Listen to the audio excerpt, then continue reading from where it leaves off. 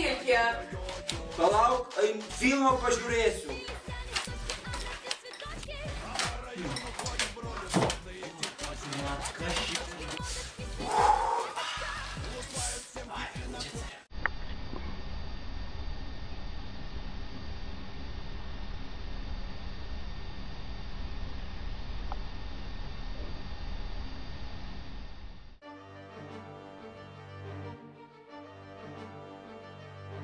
Žemė. Išskirtinė planeta, kuris suteikia sąlygas vystytis pačiom galingiausiam žmonių civilizacijom. Tačiau bene svarbiausias civilizacijų požymis – religija. Prieš 1000 metų viename pasaulio kampe klestėjo pagonybė. Buvo pastatytos galingos šventyklos, paaukota galybė aukų, išlieta begalė kraujo. Tam, kad patenkinti savo galinguosius dievus Olimpo kalne.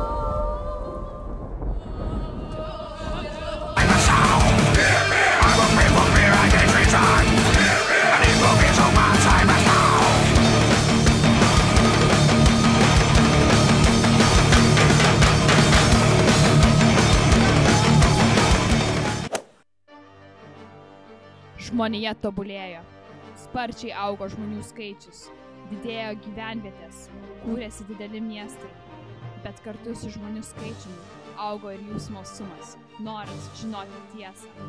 Dar tada žmonės tikėjo daugeliu dievų, tačiau dar prieš Kristaus gimimą filosofai svarstė apie vienintelę pasaulinę jėgą. Tai buvo mokslas, turėjęs daug įtakos antikoje, jis vadinosi filosofija. Aš supratau, turėtų būti viena tiesa.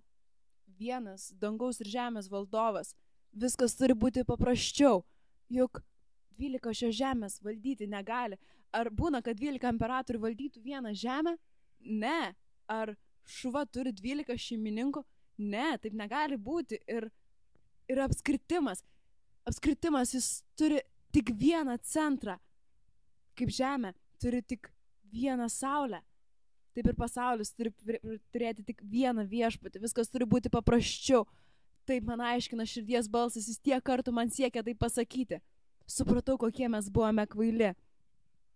Mes anksčiau nepagalvojame apie tai. Mes negirdėjome, neįsiklausime. Viskas turi būti paprasčiau. Viskas turi būti harmonijoje. Va. Einu pasakysiu Petrui. Turiu pasakyti Petrui.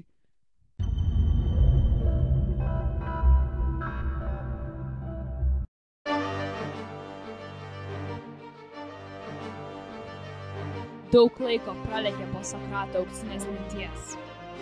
Gimė Jėzus, pradėjo plisti nauja religija – krikščionybė. Krikščionybė ilgą laiką buvo nelegali, net smerkiama. Tačiau imperatorius Konstantinas Didysis suprato, kad nors krikščionybė buvo maištinga, ji turėjo tai, ko trūko Romos imperijai – organizuojamąją galią. 313 metais imperatorius Konstantinas Didysis legalizavo krikščionybę.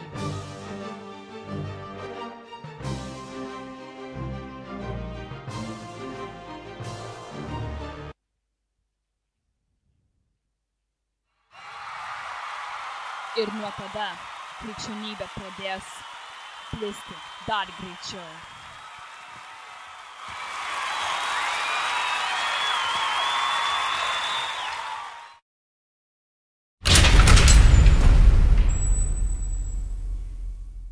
Žmonės, mielieji, skubėkit atsiversti, kol dar nevėlu, skubėkit. Skubėkit, Jėzus jūs myli, jūs atgręžėte jam nugaras. Ir Dangaus karalystė priartė. Skubėkite atsiversti, kol dar nevėlu, kol dar yra laisvų vietų, skubėkit. Skubėkit, nes degsit pragaro ugnyse.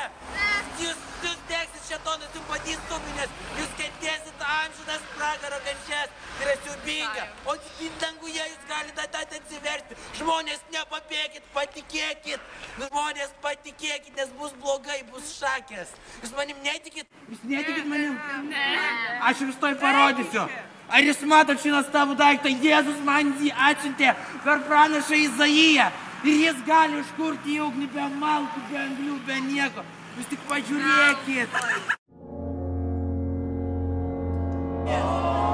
Jėzus jums atsireiškia, patikėkite. Patikėkite. Patikėkite. Aš ne Jėzus, bet patikėkite, jis ten yra ir jūs myli, ir jūs laimina. Krikščionybė sparčiai plito, tačiau ne visi tuo buvo patenkinti. Pagonys sukilo, krikščionys smogė atgal ir prasidėjo aršios kovos.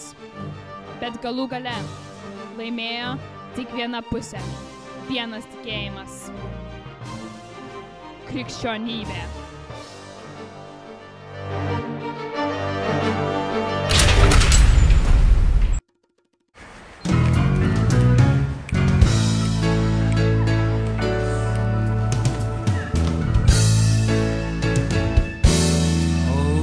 Happy day. Oh, happy day. Happy day. Oh, happy day. Oh, Jesus walked. When Jesus walked. Don't you know he walked? When Jesus walked. Oh, my Jesus walked. When Jesus walked. Wash my sins away. Oh, happy day. Oh, it was a happy day.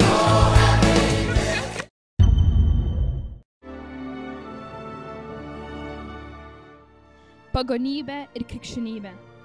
Tai vis mūsų istorijos etapai. Ne vieno šių etapų mums nedera niekinti. Ne vien į krikščionybę mes privalome žvelgti nuovokiai ir su pagarba. Tik tada visi mūsų istorijos etapai virs tvirtu, gražios ateities pamatu.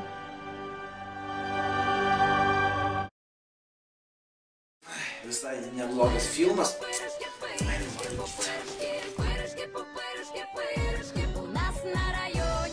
Звонят, а звонят. Стены все в баллоне. Вася, что ты гонишь? Нас